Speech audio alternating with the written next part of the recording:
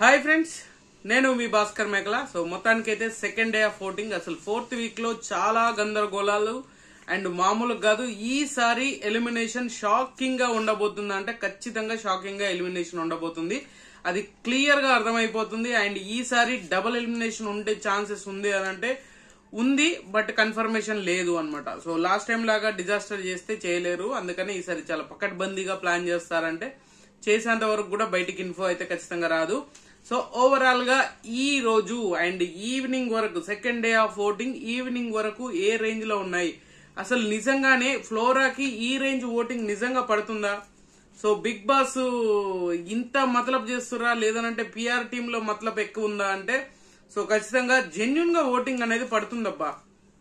So చాలా మంది flora గారు బాటమ్ లో ఉన్నారు అని చెప్తున్నారు. ఖచ్చితంగా గుర్తుపెట్టుకోండి, మిగతా కంటెస్టెంట్స్ లూజ్ అయ్యారు అనుకోండి, ఖచ్చితంగా మీ కంటెస్టెంట్ వెళ్ళిపోయే ఛాన్సెస్ 99% ఉంటది.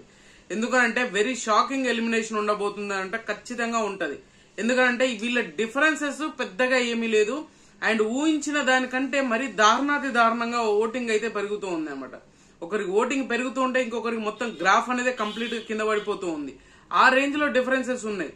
సో ఓవరాల్ గా ఇప్పుడు చూసుకున్న పరిస్థితి ఏంటి అంటే సంజన గారు టాప్ పొజిషన్ లీడ్ చేస్తున్నారు అండ్ 23% తో. మార్నింగ్ కి ఇప్పటికీ ఓటింగ్ లో పెద్ద చేంజెస్ లేవు, కానీ ఈ ఓటింగ్ అనేది ఇంతకు ముందుతో పోల్చుకుంటే ఈ ఓటింగ్ అనేది సరిపోదు అనిపిస్తుంది. ఎందుకు అనంటే ఖచ్చితంగా మనము ఏదైతే ఎక్స్పెక్ట్ చేసి డిఫరెన్సెస్ ఉన్నాయో ఇప్పుడు ఆ డిఫరెన్సెస్ కాస్త చాలా దగ్గరగా వచ్చేసింది అనమాట. చాలా అంటే చాలా ఇంట్రెస్టింగ్ గా మారబోతుంది. సో ఎందుకంటే ఫ్లోరా అంత దగ్గరగా ఒక్కొక్క మెట్టు ఎక్కుతున్నట్టుగా చాలా స్లోగా ఈమె ఫాస్ట్ గా ముందుకు వస్తున్నట్టు అనిపించింది. స్లోగా ఉన్నట్టే ఉంది, కానీ ఓటింగ్ లో మాత్రం ఫాస్ట్ గా ముందుకు వస్తున్నట్టు అనిపించింది. సో సంజన గారు 23% తో టాప్ పొజిషన్ లో ఉంటే అంతే ఫాస్ట్ గా సెకండ్ పొజిషన్ లో ఫ్లోరా ఉంది. ఫ్లోరాకి 20% ఓటింగ్ పడుతుంది. చాలా మంది ఈమెను చాలా అంటే చాలా లైట్ తీసుకుంటున్నారు. ఎక్కువ మంది పెద్ద ఫోకస్ చేయట్లేదు అని ఏమీ లేదు. అంటే సైలెంట్ గా ఓటింగ్ పడాల్సింది పడుతూనే ఉంది. మనం అనుకున్న దానికంటే ఎక్కువగా ఓటింగ్ పడుతుంది. అలాగని ఆమె క్యాపబిలిటీ లేదు అనంటే కానీ టాస్కులు చూస్తే అర్థమైపోతుంది. ఆమె చాలా చాలా స్ట్రాంగ్ గా టాస్క్లు ఆడుతుంది. అండ్ ఆమె దగ్గర ఒక మైనస్ పాయింట్ ఏంటి అంటే సంజన గారికి అసిస్టెంట్ గా చేయడం అనేది. అంటే సంజన ఏది చెప్పినా బ్లైండ్ గా వెళ్ళిపోయి చెప్పేయడము, బ్లైండ్ గా వెళ్ళిపోయి మాట్లాడేసేయడం, బ్లైండ్ గా చెప్పిన పనినే చేసుకుంటూ ముందుకెళ్లడం అనేది చాలా వరస్ట్ థింగ్ అనమాట. అదొక్కటి మార్చుకుంటే ఫ్లోరా ఇస్ ద పర్ఫెక్ట్. ఎందుకంటే ఆల్రెడీ 3 వారాలు అయిపోయింది. ఈ 4వ వారం కూడా సేవ్ అయ్యే పరిస్థితి ఉంది. అదే రేంజ్ లో వెళ్ళిపోతుంది. 20% మార్నింగ్ ఇప్పటికి ఇంకో 1% పెంచుకొని 20% ఓటింగ్ అనేది నడుస్తూ ఉంది. సో ఇంకా ఏం కావాలి, ఫస్ట్ పొజిషన్ కి సెకండ్ పొజిషన్ కి 3% డిఫరెన్సే ఉంది అనమాట. ఆ 3% డిఫరెన్స్ ఎప్పుడైనా మారిపోవచ్చు. సో అందుకే ఆలోచించాల్సిన విషయం అనమాట. సో ఫ్లోరా గారిని చాలా తక్కువ అంచనా వేసిన వాళ్ళందరికీ ఈ వారం అనేది షేక్ ఆడిస్తుందంట. ఖచ్చితంగా ఈమె ఓటింగ్ తో షేక్ చేస్తుంది.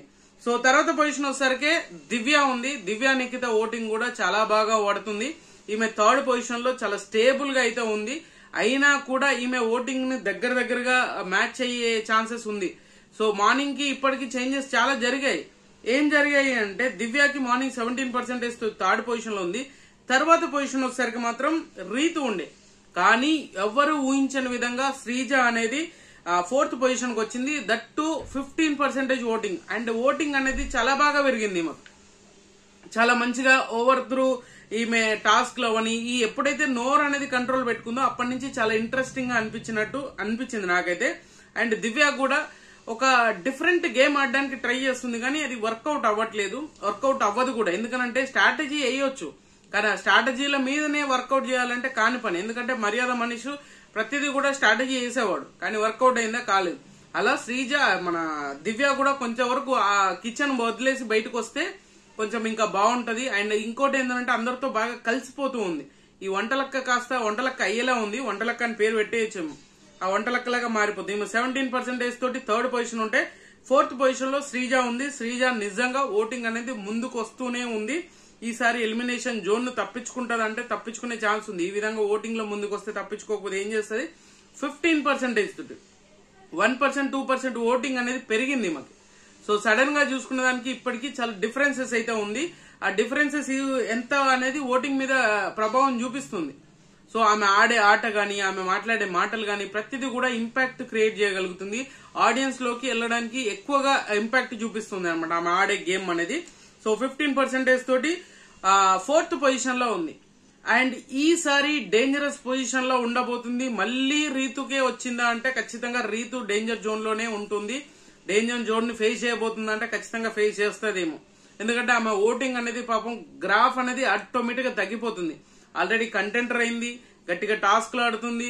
ఆ హిపో టాస్క్ ఏదైతే ఉందో దాంట్లో అయితే ప్రోమోలో చూసినట్టుగా రచ్చలేపుతుంది. అసలు మామూలు కాదు, వెరీ స్ట్రాంగ్ అంటే స్ట్రాంగ్. అసలు ఈ అబ్బాయిలు అమ్మాయిలు అని తేడా లేదు, డైరెక్ట్ గా గుంజి పడేస్తుంది. అంత రేంజ్ లో ఆడుతుంది. అంటే లేడీ కదా ఇట్లా అట్లా అని అబ్యూస్ చేయడము, ఇలాంటి ఎలిగేషన్స్ చేయడం అలాంటి ఏం లేదు. ఉమెన్ కార్డు ఆడడం అలాంటివి కూడా ఏమీ లేదు. డైరెక్ట్ గా ఆడాలి అని అంటే ఆడాలి, ప్లేయర్ అంటే ప్లేయర్ లాగానే ఆడుతుంది. అలా ఉంటే సూపర్ అనిపిస్తుంది.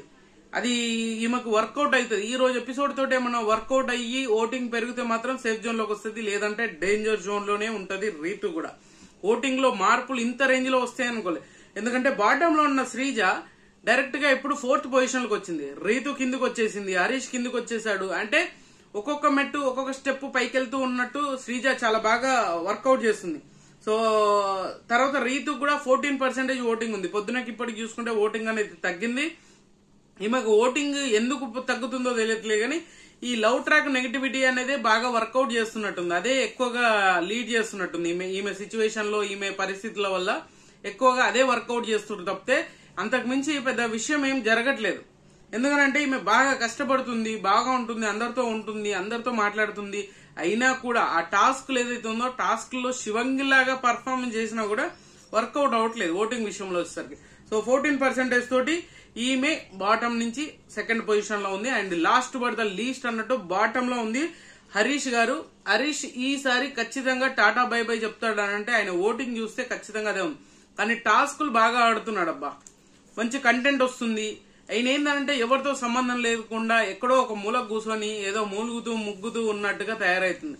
సో టాస్క్లు ఆడినప్పుడు ఆ సిచ్యువేషన్స్ అక్కడ ఉన్న ఏదైతే ఉన్నో అక్కడ సిచ్యువేషన్స్ అన్ని షేర్ చేసుకోవడం కానీ అందరితో కలవడానికి ట్రై చేయాలి. ఈయన ఏదో ఒక చిన్న లూప్ పాయింట్ పట్టుకొని దాన్నే మైండ్ లో పెట్టుకుని ఎక్కడికో వెళ్ళిపోతూ ఉన్నాడు. సో ఇలా ఉంటే వర్కౌట్ అవ్వదు. ప్రతి వారం లాక్కు రావాలంటే కాని పని. సో ఆడియన్స్ కూడా అది ఇరిటేషన్ లాగా అయిపోతుంది. సో టాస్క్లు మాత్రం బాగా ఆడాడు. అది ఎవరు అన్నా అనుకోకుండా, ఎవరు ఒప్పుకున్నా ఒప్పుకోకపోయినా మనోడికి వర్కౌట్ అయ్యే విషయమే.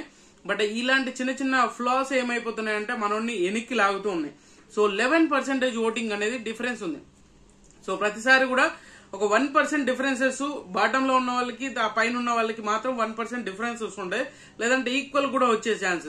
ఈసారి మాత్రం కంప్లీట్ గా హరీష్ అనేది ఖచ్చితంగా కింద బాటమ్ లోనే ఉన్నాడు కాబట్టి సో ఇది కొంచెం ఆలోచించుకోవాల్సిన విషయం.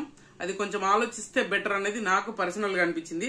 సో హరీష్ ఈసారి ఎలిమినేషన్ జోన్ ని చాలా దగ్గర నుంచి చూడబోతున్నాడా, వెళ్ళిపోబోతున్నాడా, అది మీ చేతిలోనే ఉంది అనమాట.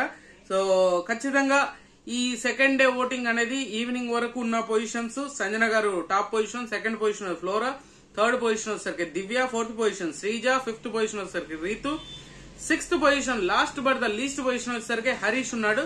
సో మొత్తానికి ఈసారి షాకింగ్ ఎలిమినేషన్ ఉంటది. అంటే రీతు ఎలిమినేట్ అయితే మాత్రం షేక్ అయిపోతుంది అనమాట. సో ఎవరు ఊహించుండరు. ఎందుకంటే ఆమె సిచ్యువేషన్ చాలా మంది బయట అనలైజ్ చేయగలుగుతున్నారు. సో షాక్ అవ్వడానికి ఏం లేదు కానీ బట్ ఒక మంచి కంటెస్టెంట్ ను బయటకు పోతే ఏదోలా ఉంటది. రీతుకు సపోర్ట్ చేస్తున్నానని కాదు. సో రీతు కంటెస్టెంట్ గా ఆమె చాలా బాగుంది. ఈ లవ్ ట్రాక్లు అనేది నెగిటివ్ అయ్యి అది పోగొట్టుకోలేకపోతుంది. అదొక్కటి కరెక్షన్ చేసుకుంటే చాలా బాగుంటది అనేది నా పర్సనల్ అభిప్రాయం. సో ఖచ్చితంగా మీకు ఈ వీడియో నచ్చింది అనుకున్నాను. నచ్చితే లైక్ చేయండి, షేర్ చేయండి, కామెంట్ చేయండి, సబ్స్క్రైబ్ చేయడం మర్చిపోద్దు. అండ్